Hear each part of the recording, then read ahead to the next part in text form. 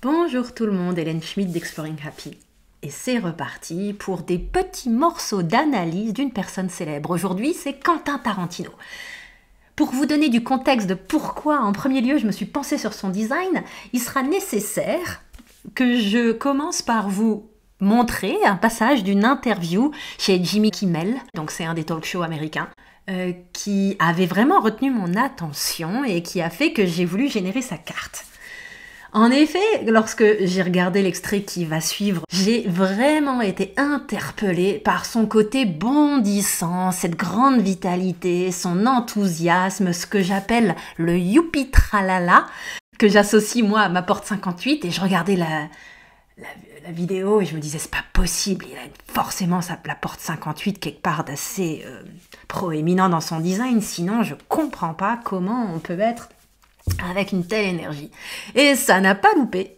Quentin Tarantino a non seulement, entre autres, le canal 1858, mais en plus, ce canal, les portes de ce canal font partie des portes de sa croix d'incarnation, et la porte 58, donc la fameuse Youpi Tralala, et son soleil inconscient, donc en clé génétique, c'est là où se situe sa radiance.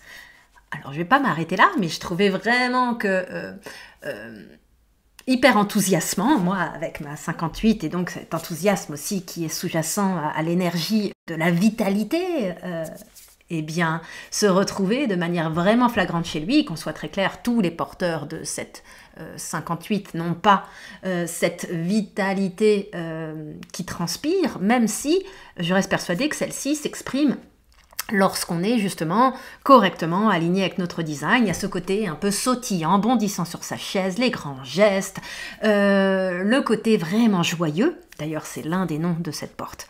Je ne vous en dis pas plus, je vous laisse découvrir cet extrait de l'interview de Jimmy Kimmel. J'en ai mis deux, un premier qui a commencé à me mettre la puce à l'oreille, et ensuite la fameuse danse du dinosaure que vous découvrirez. Donc pour celles et ceux qui sont curieux, vous tapez Quentin Tarantino interview Jimmy Kimmel sur YouTube, vous trouverez la totalité de celle-ci. Elle est très intéressante au demeurant pour les personnes qui s'intéressent à ce sacré personnage. So it's like I finally found my greatest the audience member I've waited for my entire life. I have found him. He thinks I'm hysterical. These jokes that I come up with, he's never heard them before. He's like, my God, my dad is a comic genius to come up with this stuff.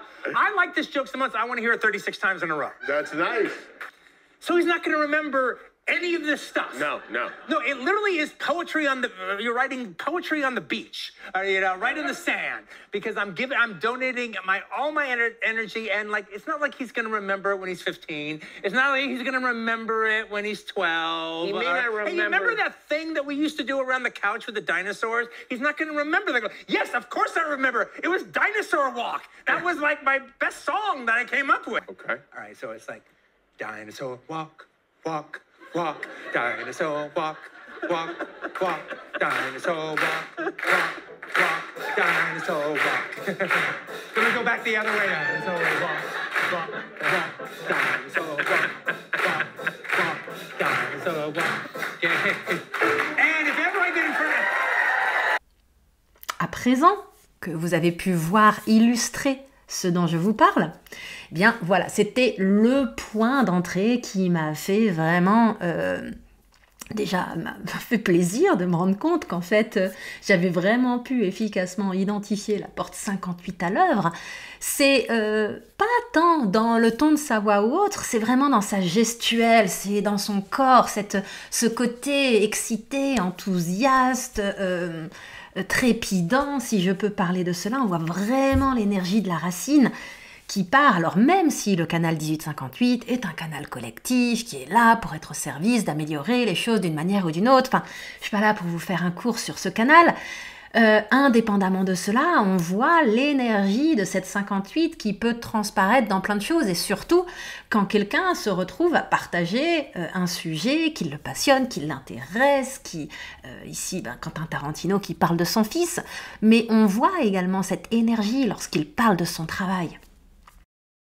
Après, si on veut élaborer sur ce canal 1858, ce qui est intéressant, c'est de bien garder l'esprit que Tarantino est connu pour être quelqu'un de très exigeant, de perfectionniste, quelqu'un qui va avoir un grand sens du détail, quelqu'un qui... qu'on va retrouver aussi dans La Porte 17, ce sens du détail, quelqu'un qui est jusqu'au boutiste, qui est absolument passionné, qui est très critique, qui va avoir un avis tranché sur les choses, et le 1858 est vraiment là pour juger. Il suffit de regarder ses interviews où il donne des avis passionnés sur ce qu'il adore dans tel ou tel film, dans tel jeu d'acteur, dans tel montage, manière d'éditer, enfin je connais pas les termes cinématographiques exacts, mais c'est quelqu'un qui est très pointu et qui est vraiment sensible au travail de qualité, au travail intègre. Donc on peut trouver chez lui, au-delà de ce côté bondissant qui a attiré mon regard, effectivement, je suis pas du tout surprise qu'il ait non seulement ce canal-là,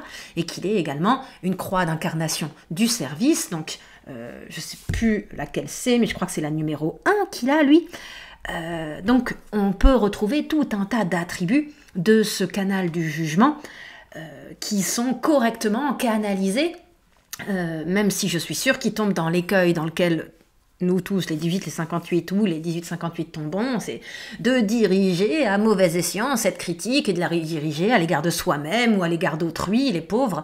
C'est vraiment pas une manière correcte et constructive d'utiliser cette énergie. Mais là, pour ça, il faut savoir aussi comment évacuer sa racine, mais je ne vais pas me disperser là-dedans pour le moment. Donc ça, c'est la première chose que je voulais partager avec vous. Je fais vraiment ça... en fait, à la base, je fais tout ça hyper spontanément. En fait, j'ai rien préparé, j'ai le design sous les yeux et je vous sors ce que j'ai à cette lecture-là. Parce que, en fait, moi, la seule chose qui m'avait vraiment intéressée à l'époque, c'était de vérifier s'il avait le Youpi Tralala qui était là, et c'est le cas. Et j'avais laissé son design de côté, et puis là, je m'étais dit, tiens, et si on ressortait Tarantino ? J'ai été sur YouTube chercher la vidéo en question, et là, j'ai pris le reste du design, et tout d'un coup, j'ai fait « Oh, il y a ça, oh, il y a ça, oh, il y a ça !» avec la spontanéité splénique qui me caractérise. Donc, vraiment, prenez ça comme c'est une analyse à chaud, spontanée, absolument pas exhaustive de ce que je lis sous mes yeux à ce moment-là. Et puis ensuite, en regardant son design, je me suis souvenue d'une interview de, je crois que c'était Brad Pitt, qui parlait du processus de lecture du script de Once Upon a Time in Hollywood. Et il expliquait qu'en fait, au-delà du fait qu'il s'était fait braquer un script précédemment, il imposait à tous les acteurs de venir chez lui, lire le script du coup, qui était un seul exemplaire papier qui était posé. Et ce qui avait vraiment retenu l'attention de Brad Pitt, et je crois que derrière Leonardo DiCaprio avait mentionné la même chose, c'est qu'en fait, il observait les gens pour voir leur réaction. Est-ce qu'ils allaient rire aux bonnes blagues? Est-ce qu'ils allaient comprendre le message sous-jacent? Est-ce qu'ils allaient vraiment être connectés à l'histoire qui est portée par ce script? Et c'est quelque chose qu'on peut vraiment voir dans le canal 1949, qui est là pour, avec la porte 49, identifier, 19 et 49, identifier les besoins humains et matériels pour venir nourrir la révolution. Et la 49, elle est là justement pour distinguer qui va être au service des principes de la révolution ou pas. Par ailleurs, c'est un des deux canaux qui définit son plexus solaire et qui fait de lui quelqu'un avec une autorité émotionnelle. Donc j'ai trouvé cette anecdote a posteriori, vous voyez, très très parlante. Ensuite, il y a le canal 360 qui a attiré mon attention et qui est vraiment dans cette pulsation. On voit qu'il y a 3 canaux qui viennent définir sa racine. Ça peut aussi expliquer la quantité d'adrénaline qui habite cet homme. Effectivement, c'est une bombe d'énergie. Il est générateur avec les 4 moteurs définis. Donc c'est, comme vous le voyez à l'image, quelque chose de très très très énergique. Mais c'est avant tout cette pulsation de ce canal, de cette énergie de format 360, profondément créatrice de mutation, et surtout, plus que tout autre, enfin non, elles le sont toutes, mais pour moi, c'est l'énergie pulsatile par essence. Je m'explique. C'est vraiment les limitations off, off, off, off, pff, impulsion on. Et c'est un catalyseur de créativité qui vient créer qui est là pour créer une profonde mutation dans le monde. C'est une énergie profondément individuelle qui s'exprime. Et ce qui est intéressant, c'est que je viens d'évoquer rapidement 3 canaux. Le premier est collectif logique. Le deuxième, 1949, était tribal. Là, on est dans l'individualité pure à travers, par ailleurs, une énergie de format. Donc, quelque chose qui vient teinter tout le reste de son design. Les particularités, entre autres, des énergies de format, c'est vraiment qu'elles viennent imprimer toutes les énergies au-delà du canal de format qui les caractérise. Et cette grande créativité, transcender le chaos des nouveaux départs, composer avec les limitations et surtout s'abandonner à la pulsation, pour moi, c'est une des manières dont je perçois Quentin Tarantino, ce sens où ces films émergent. Quand ils émergent, il peut y avoir de longues périodes avant que ceux-ci prennent vie, avant que les bonnes conditions soient rassemblées, avant sûrement aussi que le processus de création du scénario ait pris forme à l'intérieur de lui. Donc, par ailleurs, il a la porte 56, qui est une porte profondément métaphorique, l'une des énergies de raconteur d'histoire. Alors, certes, elle est dans ses nœuds, conscients et inconscients, nœud nord. Donc, il faudrait que je me repenche un petit peu plus sur son œuvre pour voir à partir de quel âge, effectivement, son œuvre a quand même évolué, hein, on peut le voir. 60, les limitations étaient en nœud sud.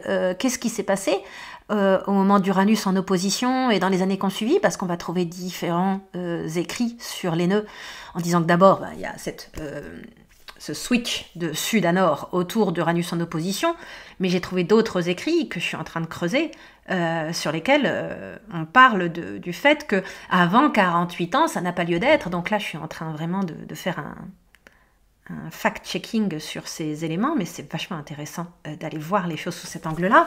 On voit que sa porte 3 est dans la Lune, énergie motrice. On voit également qu'il a la porte 13, il l'a en énergie motrice inconsciente, celle-ci, la personne, le gardien des secrets, la personne qui observe, à qui on va se confier et qui va du coup être en capacité à tirer des enseignements importants des choses qui lui ont été confiées ou qu'il a pu observer. Donc ça aussi quelque chose qu'on peut retrouver, je pense, chez Tarantino, les messages qui se transmettent de ce qu'il a vu autour de lui, vu dans le monde, de ce qu'on est venu lui confier. C'est sûrement un de ses moteurs pour créer ses histoires, pour créer ses films, ses scénarios, ses messages. Bon bref, il y aurait beaucoup plus de choses à dire. Enfin, le dernier canal qu'il a défini, 3740, la communauté, alors là, j'ai pas suffisamment de données sur lui pour vous dire si il vit ce canal correctement ou pas.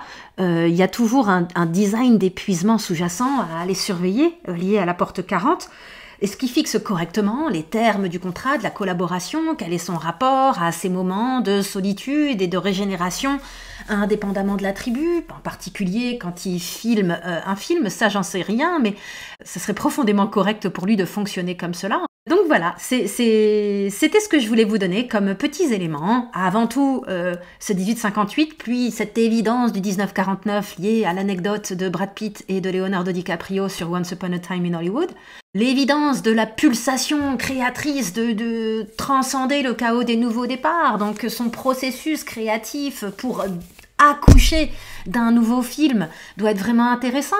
On sait aussi qu'il a besoin d'avoir une relation privilégiée avec ses acteurs, donc sans grande surprise, il est porteur de la porte 59, en conscient et en inconscient. Donc voilà, tout un tas de petits indices qui nous font nous dire que, de prime abord, il a l'air de plutôt correctement vivre son design.